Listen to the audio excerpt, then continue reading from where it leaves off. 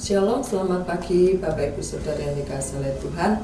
Menjadi sukacita kita apabila kita dalam kondisi yang sehat walafiat dan damai sejahtera Tuhan terus ada dalam kehidupan kita. Puji Tuhan, mari kita berdoa.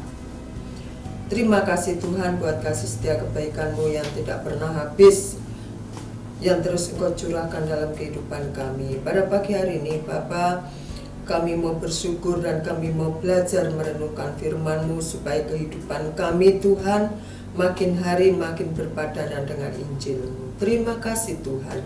Jamah kami Tuhan Yesus sehingga kami boleh menerima berkat dari Engkau pada pagi hari ini. Di dalam nama Tuhan Yesus, haleluya. Amin. Puji Tuhan Bapak Ibu Saudara yang dikasihi oleh Tuhan.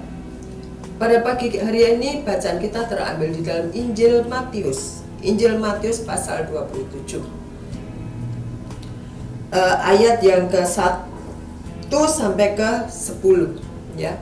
Tapi sebelumnya saya ucapkan merdeka. Puji Tuhan. Hari tanggal 17 kemarin, hari Rabu kalau tidak salah, seluruh bangsa Indonesia merayakan hari kemerdekaan Republik Indonesia yang ke-77. Kalau kita melihat tayangan-tayangan televisi ya, bagaimana bangsa Indonesia ini memperoleh kemerdekaan itu bukan gratis ya. Ada darah yang dikorbankan, ada nyawa yang melayang demi untuk kemerdekaan negara kita, yaitu negara Indonesia.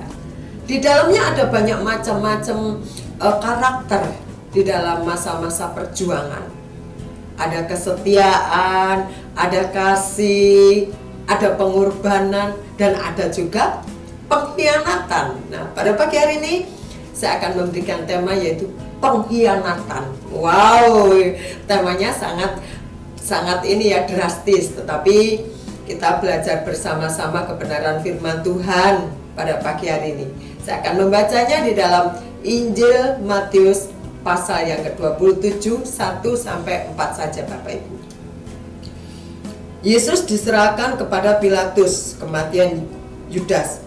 Ketika hari mulai siang, semua imam, kepala, dan tua-tua bangsa Yahudi berkumpul dan mengambil keputusan untuk membunuh Yesus. Mereka membelenggu dia, lalu membawanya dan menyerahkannya kepada Pilatus, wali negeri itu. 3. Pada waktu Yudas yang menyerahkan dia melihat bahwa Yesus telah dijatuhi hukuman mati, menyesallah ia. Lalu ia mengembalikan uang yang 30 perak itu kepada imam-imam, kepala, dan tua-tua. Ayat keempat. Dan berkata, aku telah berdosa karena menyerahkan darah orang yang tak bersalah. Tetapi jawab mereka, apa urusan kami dengan itu? Itu urusanmu sendiri. Puji Tuhan. Bapak Ibu Saudara yang dikasihi oleh Tuhan, kita sering mendengar tentang karakter Yudas ini. Salah satu dari 12 murid Yesus, bagaimana pengkhianatan yang sudah dilakukan. Tetapi pada pagi hari ini kita akan melihat ya, kenapa Yudas ini kok sampai tega menjual gurunya. Apakah dia kurang mengenal Yesus? Apakah dia kurang begitu dekat kepada Tuhan Yesus? Kalau kita menilik di dalam perjalanan Tuhan Yesus, untuk bagaimana Yesus ini sudah melakukan banyak mukjizat, menyembuhkan orang buta, dicelikkan, orang tuli menjadi mendengar, orang lumpuh berjalan, bahkan orang mati dihidupkan oleh Tuhan. Tentunya si Yudas juga melihat itu. Dia tahu bahwa rabinya, bahwa gurunya sudah banyak melakukan hal-hal yang sangat spektakuler pada waktu itu. Nah, di dalam Injil Matius dikatakan bahwa karena 30 keping mata uang ini, 30 keping perak ini, Yudas menjual Yesus. Di dalam Injil Lukas dikatakan bahwa Yudas ini dirasukin iblis sehingga dia menyerahkan Tuhan Yesus. Ya, Bapak Bapak Ibu Saudara yang dikasihi oleh Tuhan, di dalam Injil Matius 26 ayat yang ke-15, saya bacanya Bapak Ibu. Demikian bunyinya. Ia berkata, apa yang hendak kamu berikan kepadaku supaya aku menyerahkan dia kepada kamu? Mereka membayar 30 uang perak kepadanya, kepada Yudas. Nah, Bapak Ibu Saudara yang dikasihi oleh Tuhan,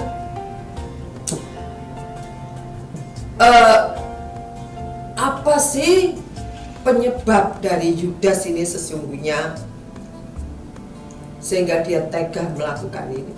Secara biografi dari Yudas ini berlatar belakang berbeda dengan para murid-murid Tuhan Yesus, ya. Secara ekonomi juga dia bukan orang berada. Nah, lalu kalau orang berkata ataupun banyak berpendapat, ya Yesus berbuat begitu karena dia tidak mengenal Tuhan Yesus. Menurut Bapak Ibu bagaimana? Karena 3 tahun setengah hampir, Yudas ini tentu menyaksikan apa yang sudah Tuhan Yesus lakukan, dan bahkan Tuhan Yesus mempercayai dia sebagai bendahara dalam salah satu 12 murid Yesus ini. Bukankah itu suatu kepercayaan yang Tuhan berikan kepada Yudas, dalam pengertian Yudas mempunyai kedudukan yang sangat penting lah sebagai bendahara. Berarti orang yang dipercaya Yesus tentunya. Amin Bapak Ibu. Nah, Bapak Ibu Saudara yang dikasihi oleh Tuhan, pada pagi hari ini sengaja saya bagi menjadi 2 part. Pada pagi hari ini bagian yang pertama, ya, kita hanya mengupas sisi-sisi Yudas saja. Yudas ini beralasan sangat kuat karena dia tahu bahwa rabinya, bahwa gurunya ini orang yang disebut, atau dia mendengar bahwa Sang Mesias akan datang, Sang Raja akan datang. Konotasi yang dia pikir adalah, wow, Raja men, tentu dia bergelimangan harta, ya. Istananya akan dibangun sangat megah melebihi Herodes. Nah, pola pikir yang salah itulah yang menjadikan Herodes waktu diiming-imingi oleh para pemuka-pemuka agama, hatinya terpincut, kata orang Jawa, hatinya terseret, ya. Kan dia rajanya di atas raja loh. Berarti untuk melawan Herodes mah kecil. Dia berkuasa men. Ya, berarti siapapun tidak bisa melawan dia dengan apa yang dia lihat, apa yang dia saksikan selama ini. Nah, orang-orang Yahudi pada waktu itu beranggapan bahwa Mesias ini adalah sosok pribadi yang begitu sangat luar biasa. Ya, kalau dia datang, karena dia raja atas segala raja, tentu kedudukannya ini akan menggeser Herodes. Herodes mulai goyang nih kursinya, karena sebentar lagi akan diganti oleh Sang Mesias. Trik-trik inilah yang digunakan oleh para pemuka-pemuka agama untuk segera menyeret Yesus, membawa ke pengadilan agama untuk segera disalibkan. Bapak Ibu Saudara yang dikasihi oleh Tuhan, dalam pengiringan kita kepada Tuhan Yesus, terkadang kita juga mempunyai pola pikir yang perlu diluruskan. Ya, perlu diluruskan. Kita berpikir kalau kita ini mengalami kesulitan hidup, mengalami kesusahan hidup, mengalami pergumulan hidup, karena kita ini belum begitu melekat kepada Yesus. Kalau kita mengalami sakit penyakit, karena kita ada dosa. Kalau perekonomian kita tidak cepat berubah statis begitu-begitu saja. Katanya kita ini kurang sungguh-sungguh dalam mengikut Yesus. Ada banyak statement yang tidak benar, tetapi kedekatan kita kepada Tuhan, pengiringan kita yang sungguh-sungguh kepada Tuhan, yang ikhlas, yang tulus, tidak harus diukur dengan materi. Dari apa yang kita baca di dalam firman Tuhan ini, bagaimana para tua-tua Yahudi pada waktu itu, orang-orangnya Herodes mulai resah dan gelisah karena kedudukannya akan tergeser. Jangan sampai dalam pelayanan kita semua, kalau ada orang baru yang lebih berpotensi, bertalenta dari kita, kita menjadi cemburu, kita menjadi kesal, kita menjadi jealous, karena nanti kedudukan kita akan tergeser seperti Herodes. Sehingga kita mempunyai banyak trik-trik untuk menjatuhkan orang itu.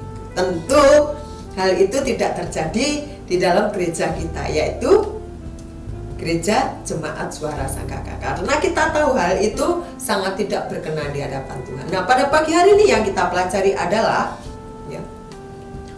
biarlah kita sudah menyaksikan bagaimana Tuhan Yesus sudah menyembuhkan kita, sudah menyertai kita, kita merasakan, sudah menolong kita, bahkan memberkati hidup kita.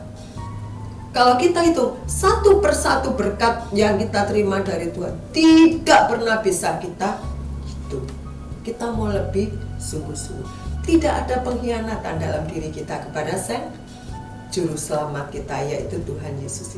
Sedikit pun tidak ada terbersit dalam pikiran kita untuk hidup kita ini melenceng dari ajarannya. Biarlah pada pagi hari ini sejenak, Bapak, Ibu, Saudara yang dikasihi oleh Tuhan, apa yang sudah kita saksikan dengan apa yang sudah Tuhan kerjakan dalam hidup kita, kita makin kekeh, kata orang Bandung. Ya. Kita makin setia, makin greget kita kepada Tuhan. Supaya apa? Kita melihat kemuliaan Tuhan dalam kehidupan kita, dan kita melihat karya-karya Tuhan terus bekerja dalam kehidupan Bapak, Ibu, Saudara sekalian, juga saya. Dalam hidup kita, dalam pekerjaan kita, dalam rumah tangga kita, dan juga terlebih dalam pelayanan kita terhadap Tuhan dan juga sesama. Nama Tuhan saja ditinggikan, nama Tuhan saja dimuliakan. Selamat pagi Bapak Ibu, mari kita berdoa. Tuhan Yesus, terima kasih. Biarlah pada pagi hari ini Engkau mengingatkan kami bagaimana seharusnya kami, Tuhan, untuk melakukan pelayanan kami kepada Engkau. Bagaimana seharusnya kami hidup, Tuhan. Kami mau hidup berpadanan dengan Injil-Mu, Tuhan, supaya dalam hati dan pikiran kami, Tuhan, tidak diisi oleh sampah-sampah kebusukan, tidak diisi oleh sampah-sampah pengkhianatan yang akan menghancurkan kehidupan kami. Tetapi kami izinkan Roh Kudus terus bekerja. Kami izinkan Roh Kudus terus bergerak dalam kehidupan kami, memperbarui karakter kami, memperbarui pola pikir kami, sehingga kami menjadi manusia-manusia yang sudah dimerdekakan oleh darah Kristus. Kami menjadi manusia-manusia yang sudah dibebaskan dari dosa. Terima kasih Bapak. Di dalam nama Tuhan Yesus, haleluya, amin. Selamat pagi, selamat beraktivitas Bapak Ibu Saudara sekalian. Bersama Yesus kita lakukan perkara besar. Haleluya, amin.